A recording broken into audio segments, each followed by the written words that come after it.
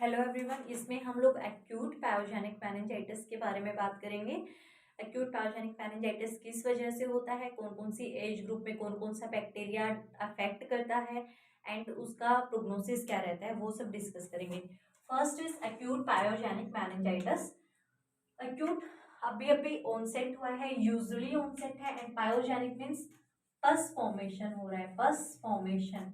And meningitis is inflammation of meninges, inflammation of meninges। पस के साथ साथ इन्फ्लामेशन है, इन्फ्लामेशन के साथ साथ पस फॉर्मेशन भी हो गया है, वहां पे बहुत सारा एक्सुडेट भी इकट्ठा हो गया है, एक्सुडेट। तो ये हो कैसे रहा है और ये कर कौन रहा है? It is caused by bacteria. Bacteria ये बहुत ही ज्यादा सीरियस प्रॉब्लम रहती है। जो अक्यूट पैथोजेनिक मेनिंजाइटिस है बहुत सीरियस प्रॉब्लम है। अगर इसको जितना जल्दी हो सकता है ट्रीटमेंट पॉसिबल स्टार्ट कर देना चाहिए। अगर इसका ट्रीटमेंट नहीं किया गया तो पेशेंट की डेथ भी हो सकती है। अभी जैसे ही पेशेंट आ रहा है तो हम कैसे पता लगा सकते हैं कि पेशेंट को किस बैक्टीरिया की वजह से इन्फेक्शन है, मेनिंजाइटिस है तो किस वजह से हो रहा है, उसके एज ग्रुप को देख के। लाइक अगर 1 महीने तक का बच्चा आ रहा है तो हमें कौन सी एंटीबायोटिक देनी होगी। अगर 6 महीने तक का बच्चा आ रहा है तो उसको कौन सी एंटीबायोटिक देनी होगी। अगर अडल्ट आ रहा है, ओल्ड एज आ रहा है, ये हम लोग कैसे आइडेंटिफाई कर पाएंगे? कैसे आइडेंटिफाई कर पाएंगे कि कौन सी एज में क्या जो है ट्रीटमेंट प्रोटोकॉल रहेगा। वो हम लोगों को बैक्टीरिया का पता होना चाहिए, उसके अकॉर्डिंग हम लोग एंटीबायोटिक दे सकते हैं। जो अक्यूट पैथोजेनिक मेनिंजाइटिस है उसमें बैक्टीरिया हर एक एज स्टेज ऑफ एज में अलग तरीके से अफेक्ट करता है। तो जैसे हम लोग बात कर रहे हैं फर्स्ट इन्फेंट की। इन्फेंट है, इन्फेंट में बैक्टीरिया कैसे पैथोजेनिक मेनिंजाइटिस क्रिएट कर सकता है, कौन कौन से बैक्टीरियाज रहेंगे। इन्फेंट जो रहता है, जो पहले हम लोग न्यूनेट्स बेबी की बात करेंगे, सॉरी न्यूनेट्स अभी जस्ट बर्न हुआ है। तो अगर उस बेबी को मेनिंजाइटिस है तो वो कौन से बैक्टीरिया की वजह से हुआ और वो कैसे हुआ, रूट ऑफ ट्रांसमिशन उसका क्या था, तो वो चीजें डिस्कस करेंगे। न्यूनेट्स कौन सा होता है? Baby of less than 2 months. जो बेबी 2 महीने से कम एज का रहता है वो उसको हम लोग न्यूनेट बोलते हैं। और इसके अंदर कॉमनली कौन कौन से बैक्टीरिया रिस्पॉन्सिबल रहते हैं? एक तो रहता है streptococcus, streptococcus, group B bacteria, group B bacteria, then E coli, Escherichia coli bacteria रहता है, देन ई कोलाई रहता है, देन लिजेरिया मेनिंजाइटिस, लिजेरिया मेनिंजिटाइडस। ये जो 3 बैक्टीरियाज हैं ये न्यूनेट्स को अफेक्ट कर सकते हैं। अगर कोई मदर अपने बेबी को लेके आ रहा है, बता रहा है कि बहुत ज्यादा फीवर है, बच्चे को बहुत ज्यादा फीवर चल रहा है और साथ के साथ उसकी मूवमेंट्स अफेक्टेड हैं, बॉडी अच्छे से काम नहीं कर रही है, तो उसमें हम लोग क्या कर सकते हैं?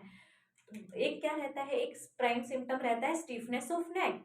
जरूरी नहीं है बच्चे के अंदर अभी नेक होल्डिंग कैपेसिटी आई नहीं है कि उसके अंदर स्टिफनेस प्रेजेंट हो, लेकिन हम लोगों को ट्रीटमेंट देना है। अभी सीएसएफ को कल्चर करेंगे तो उसमें लग सकता है क्या पता 72 घंटे लग जाए उसका रिपोर्ट आने में। तो उस इसको प्रिवेंट करने के लिए तब तक हम लोग एंटीबायोटिक स्टार्ट करेंगे। तो वो कौन सी एंटीबायोटिक रहेंगी जो इन बैक्टीरियाज को किल कर सकती हैं? हो सकता है नियोनेट्स के अंदर एक्यूट पैथोजेनिक मेनिंजाइटिस हो, और नियोनेट्स में कौन कौन से bacteria acute pathogenic meningitis create करते हैं? Streptococcus, group B bacteria, E coli bacteria, listeria meningitis. तो ट्रीटमेंट ऑफ प्रोटोकॉल भी इसी के अकॉर्डिंग रहेगा। जो भी एंटीबायोटिक देंगे वो इन तीनों ही एंजाइम्स तीनों ही बैक्टीरियाज को कवर करती हूँ। ब्रॉड स्पेक्ट्रम एंटीबायोटिक इसमें हम लोग रेफर करेंगे जो छोटे से बेबी को लेके आ रही है उसके लिए। नियोनेट्स में कौन कौन से बैक्टीरिया रिस्पॉन्सिबल है? This one. अभी बात करते हैं हम लोग रूट ऑफ ट्रांसमिशन की, कि ये बैक्टीरिया आया कैसे है। अब route of transmission, route of transmission हो सकता है एक तो नियोनेट्स के अंदर कंजेनाइटल एनोमली प्रेजेंट हो, बाय बर्थ बेबी को कंजेनाइटल कोई दिक्कत हो, लाइक स्पाइना बाइफिडा है, हाइड्रोसिफेलस है, या फिर मेनिंजोमाइलोसील है, तो उसकी वजह से ये इन्फेक्शन हो। सेकंड हो सकता है कि जो मदर की वजाइना थी, मदर के जो जेनाइटल ऑर्गन्स थे, वजाइना थी, पेरिनियम था, वो ऑलरेडी इन्फेक्टेड था, उसी के अंदर पहले से इन्फेक्शन था और जैसे ही बेबी का डिलीवरी हुआ वो इन्फेक्शन बेबी के अंदर भी चला गया। तो हो सकता है इसकी वजह से पेरिनियम, मदर के जेनाइटल से ये इन्फेक्शन बेबी के अंदर आ गया हो, तो ये रूट ऑफ ट्रांसमिशन जो है हो सकता है। फर्स्ट नियोनेट्स के अंदर streptococcus group B bacteria, E coli, listeria meningitis infection create करते हैं। Then we will discuss about the infants. Infants कौन से होते हैं? जो 2 से 6 मंथ्स के बीच वाले जो बच्चे रहते हैं वो। अभी इसके अंदर जो बैक्टीरिया है वो कौन सा रिस्पॉन्सिबल रहता है? हेमोफाइलस इन्फ्लुएंजा। इन्फ्लुएंजा जो है वो इन्फेक्शन क्रिएट कर सकता है।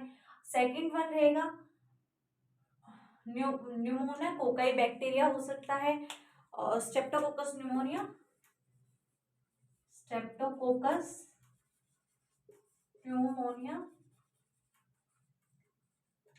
हेमोफाइलस इन्फ्लुएंजा एंड स्ट्रेप्टोकोकस न्यूमोनिया। और लास्ट वन इज, ये जो बैक्टीरिया है ये इन्फेंट को अगर अफेक्ट करे हैं तो उसके अंदर फर्स्ट जो प्राइमरी साइन है क्या मिलेगा? Stiffness of neck.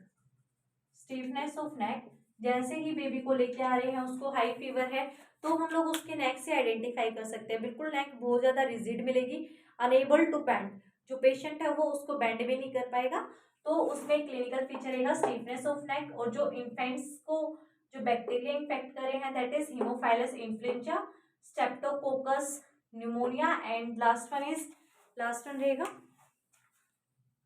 निजेरिया meningitis. निजेरिया meningitis, ये जो बैक्टीरियाज हैं ये इन्फेंट्स को इन्फ्लेम कर सकते हैं, इन्फेंट्स में ये प्रॉब्लम क्रिएट कर सकते हैं। ऐसे ही जब हम लोग अडल्ट की बात करेंगे या फिर ओल्ड एज की बात करेंगे तो उसके अंदर भी जो Streptococcus pneumonia and neisseria meningitis है वो ही इन्फेक्शन जो है क्रिएट करते हैं अडल्ट्स में भी और ओल्ड एज में भी। लेकिन जैसे ओल्ड एज के अंदर नियोनेट्स में था, जरूरी नहीं है वहाँ पे रिजिडिटी ऑफ नेक मिले, स्टीफनेस मिले नेक का, हाइपोटोनिसिटी हो जाती है ओल्ड एज में जाके, मसल वीकनेस रहता है, तो उसके अंदर भी वो साइन सिम्टम प्रेजेंट भी हो सकता है, नहीं भी हो सकता। तो नेक स्टिफनेस ओवरऑल इन्फेंट्स में भी रहेगा, अडल्ट्स में भी रहेगा, लेकिन जो ओल्ड एज है उसके अंदर हो भी सकता है, नहीं भी हो सकता। तो ये चीज़ हम लोगों को ध्यान रखना है। फर्स्ट जब हम लोग नियोनेट्स की बात कर रहे हैं तो वहाँ पे streptococcus group B bacteria infection करता है, ई कोलाई कराता है, लिजेरिया मेनिंजाइटिस जो है इन्फेक्शन क्रिएट कराता है। फिर जैसे ही हम लोग इन्फेंट की बात कर रहे हैं जो 2 महीने से 6 महीने के बीच के वाले बच्चे रहते हैं उनके अंदर जो इन्फेक्शन है वो स्ट्रेप्टोकोकस न्यूमोनिया बैक्टीरिया कराता है, haemophilus influenza and third one is neisseria meningitis जो है वो इन्फेक्शन कराता है। Then adults and old age में भी streptococcus pneumonia and neisseria meningitis ही इन्फेक्शन कराएगा। तो अभी हम बात करेंगे रूट ऑफ ट्रांसमिशन, कैसे कैसे क्या क्या रूट ऑफ ट्रांसमिशन इसका रहता है।